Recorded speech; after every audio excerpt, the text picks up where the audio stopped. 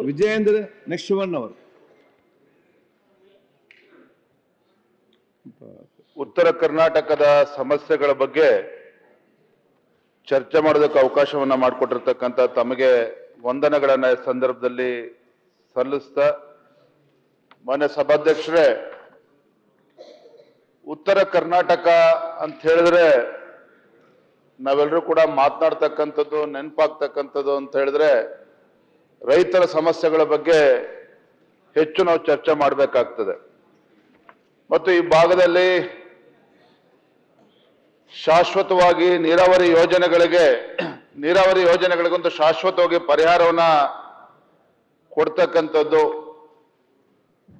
ಕಬ್ಬು ಬೆಳೆಗಾರರ ಸಮಸ್ಯೆ, ಅದೇ ರೀತಿ ಈ ಬಾರಿ ವಿಶೇಷವಾಗಿ ಗುಲ್ಬರ್ಗ, ರಾಯಚೂರು, ಕೊಪ್ಪಳ ಈ ಭಾಗದಲ್ಲಿ ಇವತ್ತು ತೊಗರಿ ಬೆಳತಕ್ಕಂಥ ರೈತರು ಇವತ್ತು ಎದುರಿಸ್ತಾ ಇರ್ತಕ್ಕಂಥ ಸಮಸ್ಯೆ,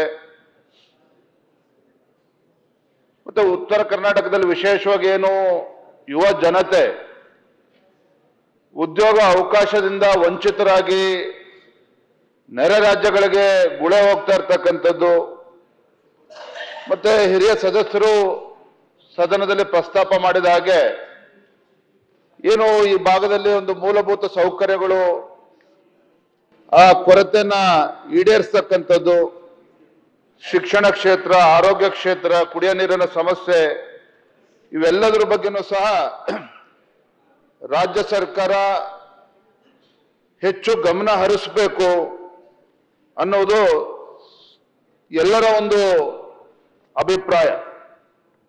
ನೇರವಾಗಿ ವಿಚಾರಕ್ಕೆ ಬರ್ತೇನೆ ಮಾನ್ಯ ಸಭಾಧ್ಯಕ್ಷರೇ. ಏನು ರಾಜ್ಯ ಸರ್ಕಾರ ಸೆಪ್ಟೆಂಬರ್ 17ರಂದು ಗುಲ್ಬರ್ಗದಲ್ಲಿ ಸಚಿವ ಸಂಪುಟ ಸಭೆಯನ್ನ ಇಟ್ಕೊಂಡಿದ್ರು.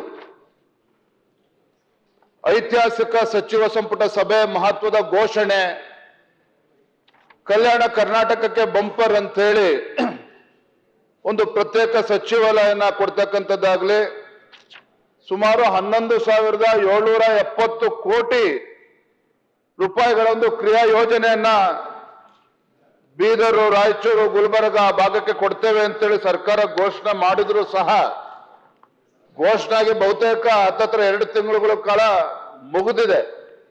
ಆದ್ರೂ ಕೂಡ ಈ ಬಗ್ಗೆ ಸರ್ಕಾರದ ಘೋಷಣೆಗೆ ಉಳಿದಿದೆ ಹೊರತು ಅದರಿಂದ ಯಾವುದೇ ಒಂದು ಹಣ ಬಿಡುಗಡೆ ಆಗಲಿ, ಇದ್ರ ಬಗ್ಗೆ ಏನು ಘೋಷಣೆ ಆದಂತ ಕ್ರಮವನ್ನ ಕೈಗೊಳ್ತಕ್ಕಂಥ ಕೆಲಸ ಆಗಿಲ್ಲ. ಅದ್ರ ಬಗ್ಗೆ ಮಾನ್ಯ ಮುಖ್ಯಮಂತ್ರಿಗಳು ಗಮನಿಸಬೇಕು ಅನ್ನುವ ವಿನಂತಿಯನ್ನ ನಾನು ಈ ಸಂದರ್ಭದಲ್ಲಿ ನಾನು ಮಾಡ್ತಾ ಇದ್ದೇನೆ ತಮ್ಮ ಮುಖೇನ. ನಮಗೆಲ್ಲ ತಿಳಿದಿರೋ ಹಾಗೆ ಪ್ರೊಫೆಸರ್ ನಂಜುಂಡಪ್ಪ ವರದಿ, ಉತ್ತರ ಕರ್ನಾಟಕದಲ್ಲಿ ಅತಿ ಹೆಚ್ಚು ತಾಲೂಕುಗಳು ಇವತ್ತು ಅಭಿವೃದ್ಧಿ ಆಗದೆ ಹಿಂದುಳಿದಿರ್ತಕ್ಕಂಥದ್ದು. ಹಾಗಾಗಿ ತಮ್ಮ ಮುಖೇನ ಇವತ್ತು ರಾಜ್ಯ ಸರ್ಕಾರಕ್ಕೆ, ಮಾನ್ಯ ಮುಖ್ಯಮಂತ್ರಿಗಳಿಗೆ ನಾನು ಒತ್ತಾಯನ ಮಾಡ್ತೇನೆ. ಇವತ್ತು ತಮ್ಮ ಸರ್ಕಾರ ಬಂದಾಗಿನಿಂದ ಇವತ್ತು ಹಿಂದುಳಿದ ತಾಲೂಕುಗಳಿಗೆ ಯಾವ ರೀತಿ ಅನುದಾನವನ್ನ ಕೊಡಬೇಕು ಅಂತೇಳಿ ತಾವು ಚಿಂತನೆಯನ್ನ ಮಾಡಿದ್ದೀರಿ. ಆ ರೀತಿ ಅನುದಾನಗಳನ್ನ ಇಲ್ಲಿವರೆಗೂ ಏನು ಬಿಡುಗಡೆ ಮಾಡಿದ್ದಾರಾ, ಮತ್ತು ವಿಶೇಷವಾಗಿ ಉದ್ಯೋಗ ಸೃಷ್ಟಿಯ ನಿಟ್ಟಿನಲ್ಲಿ ಯಾವ ಕ್ರಮವನ್ನ ಕೈಗೊಂಡಿದ್ದಾರೆ ಅನ್ನೋದನ್ನು ಕೂಡ ಈ ಭಾಗದ ಜನರು ಉತ್ತರವನ್ನ ಅಪೇಕ್ಷೆ ವ್ಯಕ್ತಪಡಿಸ್ತಾ ಇದ್ದಾರೆ, ಉತ್ತರ ಸಿಗಬೇಕು ಅಂತ ಹೇಳಿ. ಇವತ್ತು ಕೃಷ್ಣಾ ಮೇಲ್ದಂಡೆ ಯೋಜನೆ ಬಗ್ಗೆ ಹಲವಾರು ಬಾರಿ ಚರ್ಚೆ ಆಗ್ತಾ ಇದೆ. ಇವತ್ತು ರೈತರು ಕೂಡ ಇವತ್ತು ನಿರಂತರವಾಗಿ ಇವತ್ತು ಹೋರಾಟವನ್ನ ಮಾಡ್ತಾ ಇದ್ದಾರೆ.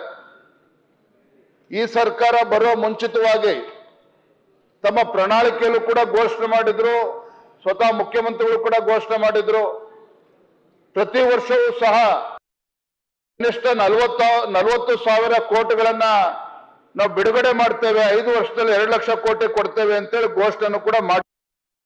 ಹಾಗಾಗಿ ಈ ವಿಚಾರದ ಬಗ್ಗೆನೂ ಕೂಡ ಇಲ್ಲಿವರೆಗೂ ಯಾವುದೇ ರೀತಿಯ ಪ್ರಸ್ತಾಪನೂ ಆಗಿಲ್ಲ, ಬಿಡುಗಡೆನೂ ಕೂಡ ಆಗಿಲ್ಲ. ಹಾಗಾಗಿ ಸರ್ಕಾರ ಬಂದ ಮೇಲೆ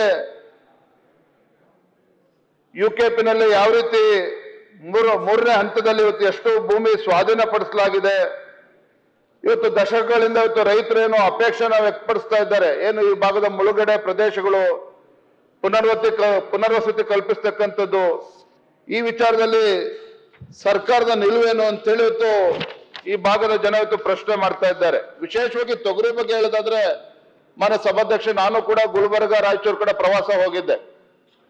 ಗುಲ್ಬರ್ಗ ಜಿಲ್ಲೆನಲ್ಲೇ ಸುಮಾರು 6 ರಿಂದ 7 ಲಕ್ಷ ಎಕರೆನಲ್ಲಿ ಆ ಭಾಗದ ರೈತರು ತೊಗರಿನ ಬೆಳೀತಾರೆ. ತೊಗರಿಯ ಕಣಜ ಅಂತೇಳಿ ಇವತ್ತು ನಾವಲ್ಲಿ ಮಾತನಾಡ್ತೇವೆ. ಆದ್ರೆ ಆ ಭಾಗದ ರೈತರು ಇವತ್ತು ಸಂಕಷ್ಟದಲ್ಲಿದ್ದಾರೆ.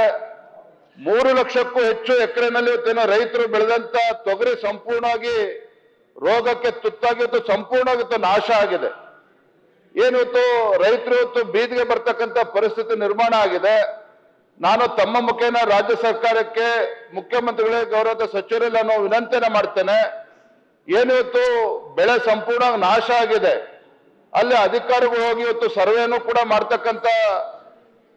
ಕೂಡ ಮಾಡಿಲ್ಲ. ಯಾಕಂದ್ರೆ ಸರ್ವೆ ಮಾಡಿದ ತಕ್ಷಣ ಪರಿಹಾರ ಕೊಡಬೇಕಾಗ್ತದೆ.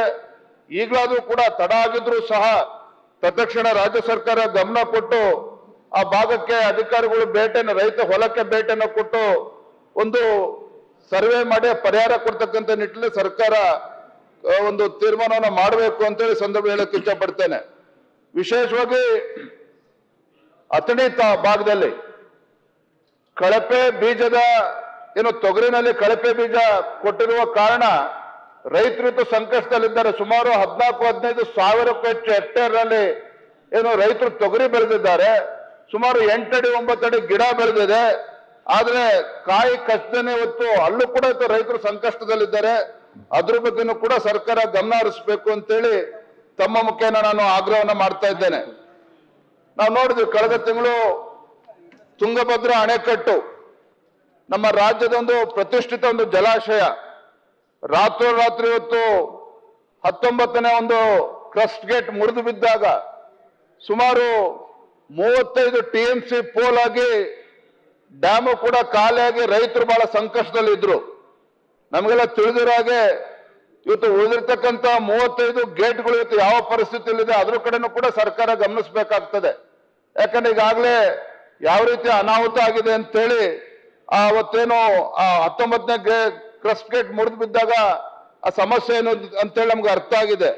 ಈಗಲಾದ್ರೂ ಕೂಡ ರಾಜ್ಯ ಸರ್ಕಾರ ಎಚ್ಚೆತ್ತುಕೊಂಡು ಆ ಕ್ರಸ್ಟ್ ಗೇಟ್, ಉಳಿದಿರ್ತಕ್ಕಂಥ ಕ್ರಸ್ಟ್ ಗೇಟ್ಗಳ ಪರಿಸ್ಥಿತಿ ಏನು, ಅದನ್ನು ಯಾವ ರೀತಿ ಸರಿಪಡಿಸಬೇಕು, ಇದ್ರ ಬಗ್ಗೆನೂ ಕೂಡ ಸರ್ಕಾರ ಗಮನ ಹರಿಸಬೇಕು ಅಂತೇಳಿ ಸಂದರ್ಭದಲ್ಲಿ ಹೇಳ್ತಾ, ಇವತ್ತು ಹಿಂದೆ ಬಿಜೆಪಿ ಸರ್ಕಾರ ಇದ್ದಾಗ ಏನು ಕೇಂದ್ರ ಸರ್ಕಾರದ ನರೇಂದ್ರ ಮೋದಿಜಿಯವರ ಒಂದು ಕನಸಿನ ಒಂದು ಯೋಜನೆ ಜಲ್ ಜೀವನ್ ಮಿಷನ್, ಇವತ್ತು ಇಡೀ ದೇಶದಲ್ಲಿ ಮತ್ತು ಇಡೀ ರಾಜ್ಯದಲ್ಲಿ ಇವತ್ತು ಶುದ್ಧ ಕುಡಿಯುವ ನೀರಿನ ಒಂದು ವಿಚಾರವಾಗಿ ಏನೋ ಮೋದಿಜಿಯವರ ಒಂದು ಕಾರ್ಯಕ್ರಮ ಇದೆ.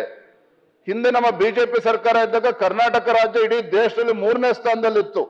ಆ ರೀತಿಯ ಆ ಯೋಜನೆ ಅನುಷ್ಠಾನ ಆಗ್ತಾ ಇತ್ತು. ಆದ್ರೆ ದುರಾದೃಷ್ಟ ಅಂತ ಹೇಳಿದ್ರೆ ಇವತ್ತು ಕಾಂಗ್ರೆಸ್ ಸರ್ಕಾರ ರಾಜ್ಯದಲ್ಲಿ ಬಂದಾಗಿನಿಂದ ಈ ಒಂದು ಜಲ್ ಜೀವನ್ ಮಿಷನ್ ಬಗ್ಗೆ ಹೆಚ್ಚು ಆದ್ಯತೆಯನ್ನ ನೀಡ್ತಾ ಇಲ್ಲ. ಇದರ ಪರಿಣಾಮವಾಗಿ ಇವತ್ತು ಕರ್ನಾಟಕ ರಾಜ್ಯ ಇವತ್ತು 26ನೇ ಸ್ಥಾನಕ್ಕೆ ಹೋಗಿದೆ. ಹಿಂದೆ 3ನೇ ಸ್ಥಾನದಲ್ಲಿತ್ತು ಬಿಜೆಪಿ ಸರ್ಕಾರ ಇದ್ದಾಗ, ಇವತ್ತು 26ನೇ ಸ್ಥಾನಕ್ಕೆ ಹೋಗಿದೆ. ಹಾಗಾಗಿ ಇದ್ರ ಬಗ್ಗೆನೂ ಕೂಡ ರಾಜ್ಯ ಸರ್ಕಾರ ಗಮನ ಹರಿಸಬೇಕು ಅಂತ ಹೇಳ್ತಾ, ಇವತ್ತು ಮಾನ್ಯ ಗಣದ ಸದಸ್ಯರು ಮಾತನಾಡ್ತಾ ಹೇಳಿದ್ರು, ಇವತ್ತು ಶಿಕಾರಿಪುರ ನನ್ನ ಕ್ಷೇತ್ರವೂ ಕೂಡ ಒಳಗೊಂಡಂತೆ ಇಡೀ ರಾಜ್ಯದಲ್ಲಿ ಮತ್ತು ವಿಶೇಷವಾಗಿ ಉತ್ತರ ಕರ್ನಾಟಕದಲ್ಲಿ ಇವತ್ತು ಸರ್ಕಾರಿ ಬಸ್ಗಳ ಸಮಸ್ಯೆ ಎಷ್ಟರ ಮಟ್ಟಿಗೆ ಉಲ್ಬಣ ಆಗಿದೆ ಅಂತ ಹೇಳಿದ್ರೆ, ಗ್ರಾಮೀಣ ಭಾಗದಲ್ಲಿ ವಿಶೇಷವಾಗಿ ಮಾನ್ಯ ಸಭಾಧ್ಯಕ್ಷರೇ, ನಮ್ಮ ಶಾಲಾ ಕಾಲೇಜುಗಳಿಗೆ ಹೋಗ್ತಕ್ಕಂಥ ವಿದ್ಯಾರ್ಥಿನಿಯರಿಗೆ ಇವತ್ತು ಬಹಳಷ್ಟು ಸಮಸ್ಯೆ ಉಂಟಾಗಿದೆ. ಗ್ರಾಮೀಣ ಭಾಗದಲ್ಲಿ ಬಹಳ ಸಮಸ್ಯೆ ಉಂಟಾಗಿದೆ. ರಾಜ್ಯ ಸರ್ಕಾರ ತತ್ಕ್ಷಣ ಎಚ್ಚೆತ್ತುಕೊಂಡು ವಿಶೇಷವಾಗಿ ಇದ್ರ ಬಗ್ಗೆ ಗಮನ ಕೊಟ್ಟು ಇವತ್ತು ಬಸ್ಗಳ, ಗ್ರಾಮೀಣ ಭಾಗದಲ್ಲಿ ಬಸ್ಗಳು, ಸರ್ಕಾರಿ ಬಸ್ಗಳ ವ್ಯವಸ್ಥೆನ ಮಾಡ್ತಕ್ಕಂಥ ನಿಟ್ಟಿನಲ್ಲಿ ಸಹಕಾರನ ನೀಡಬೇಕಾಗ್ತದೆ ಅನ್ನೋ ಮಾತನ್ನ ಹೇಳ್ತಾ, ಇವತ್ತು ಅನೇಕರು ಇವತ್ತು ಮೊದಲ ಬಾರಿ ಶಾಸಕರು ಆಯ್ಕೆ ಬಂದಿದ್ದಾರೆ. ಒಂದು ಕೊನೆ ಒಂದು ಅಂಶವನ್ನು ಹೇಳಿ ಮುಗಿಸ್ತೇನೆ. ಸಾಕಷ್ಟು ಆಸೆಗಳನ್ನ ಇಟ್ಕೊಂಡಿದ್ದಾರೆ, ನಿರೀಕ್ಷೆಗಳಿದೆ, ಸಾಕಷ್ಟು ಭರವಸೆಗಳನ್ನ ಇಟ್ಟು ನಮ್ಮ ಕ್ಷೇತ್ರದಲ್ಲಿ ಇವತ್ತು ಶಾಸಕರುಗಳು ಮೊದಲ ಬಾರಿ ಗೆದ್ದುವಂತ ಶಾಸಕರು ಅನೇಕರಿದ್ದಾರೆ. ಆದ್ರೆ ಕಳೆದ 1.25 ವರ್ಷದಲ್ಲಿ ಯಾವುದೇ ರೀತಿಯ ಅನುದಾನ ಅವರವರ ಕ್ಷೇತ್ರಗಳ ಅಭಿವೃದ್ಧಿಯ ದೃಷ್ಟಿನಲ್ಲಿ ಅನುದಾನ ಇವತ್ತು ಸಿಗ್ತಾ ಇಲ್ಲ ಅಂತಕ್ಕಂಥದ್ದು ನೋವು ಇವತ್ತು ಎಲ್ಲಾ ಶಾಸಕರುಗಳು ಕೂಡ ಇರ್ತಕ್ಕಂಥದ್ದು. ಎಲ್ಲಾ ಪಕ್ಷದಲ್ಲೂ ಕೂಡ ಇವತ್ತು ಶಾಸಕರು ಕುಂತಲ್ಲಿ ನಿಂತಲ್ಲಿ ಚರ್ಚೆ ಮಾಡ್ತಾ ಇದ್ದಾರೆ. ಈಗಲಾದ್ರೂ ಸಹ ಈ ಸರ್ಕಾರ ಎಚ್ಚೆತ್ತುಕೊಂಡು ನಮ್ಮ ಕ್ಷೇತ್ರದ ಅಭಿವೃದ್ಧಿಯ ದೃಷ್ಟಿಯಿಂದ ಹೆಚ್ಚು ಅನುದಾನವನ್ನ ನೀಡಬೇಕು ಅಂತೇಳಿ ಅಪೇಕ್ಷೆ ಎಲ್ರದ್ದು ಇದೆ. ಹಾಗಾಗಿ ತಮ್ಮ ಮೂಲಕ ಮಾನ್ಯ ಮುಖ್ಯಮಂತ್ರಿಗಳನ್ನ ನಾನು ವಿನಂತಿಯನ್ನ ಮಾಡ್ತೇನೆ. ಇದ್ರ ಬಗ್ಗೆ ತತ್ಕ್ಷಣ ಕ್ರಮನ ಕೈಗೊಳ್ಳಬೇಕು, ನಮ್ಮ ಶಾಸಕರುಗಳಿಗೆ ಅನುದಾನ ನೀಡಬೇಕು ಅಂತ ಹೇಳ್ತಾ ಕೊನೆಯದಾಗೊಂದು ಮನವಿ. ಇವತ್ತು ತಮಗೆ ಉತ್ತರ ಕರ್ನಾಟಕದ ಬಗ್ಗೆ ಹೆಚ್ಚು ಸಮಸ್ಯೆಗಳ ಬಗ್ಗೆ ಚರ್ಚೆ ಆಗಬೇಕು. ಚಳಿಗಾಲದ ಅಧಿವೇಶನ ಇವತ್ತು ನಡೀತಾ ಇದೆ. ನನ್ನ ವಿನಂತಿ ಏನು ಅಂತ ಹೇಳಿದ್ರೆ, ಮುಂದಿನ ಚಳಿಗಾಲದ ಅಧಿವೇಶನ ಆದ್ರೂ ಸಹ ಕನಿಷ್ಠ 3 ವಾರಗಳ ಕಾಲ ಅಧಿವೇಶನ ಆಗ್ಬೇಕಾಗ್ತದೆ. ಅದರಲ್ಲಿ 1 ವಾರ ಆದ್ರೂ ಕೂಡ ಉತ್ತರ ಕರ್ನಾಟಕದ ಬಗ್ಗೆನೇ ಸೀಮಿತವಾಗಿ ಚರ್ಚೆ ಆಗಬೇಕು. ಆಗ ಮಾತ್ರ ಅದಕ್ಕೆ ನಾವು ನ್ಯಾಯ ಕೊಟ್ಟಂತಾಗ್ತದೆ, ಸಮಗ್ರ ಸಮಸ್ಯೆಗಳ ಬಗ್ಗೆ ಚರ್ಚೆನೂ ಕೂಡ ಮಾಡೋದಕ್ಕೆ ಅವಕಾಶ ಆಗ್ತದೆ ಅಂತೇಳಿ ತಮಗೆ ವಿನಂತಿಯನ್ನ ಮಾಡ್ತಾ ಮಾತನಾಡೋದಕ್ಕೆ ಅವಕಾಶ ಮಾಡಿಕೊಟ್ಟಿರ್ತಂತ ತಮಗೆ ವಂದನೆಯನ್ನ ಸಲ್ಲಿಸಿ ನನ್ನ ಮಾತನ್ನು ಮುಗಿಸ್ತೇನೆ. ನಮಸ್ಕಾರ. ನ್ಯೂಸ್ ಫಸ್ಟ್ ನಿರ್ಭೀತಿಯಿಂದ ನಿಮ್ಮ ಪರವಾಗಿ.